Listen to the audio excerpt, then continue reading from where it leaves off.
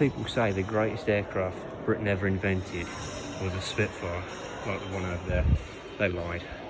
It's this, without a shadow of a doubt, the English Electric Lightning.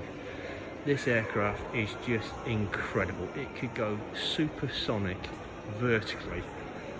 Its acceleration rate was phenomenal. Pilots considered it as an aircraft which basically you strap yourself to and went.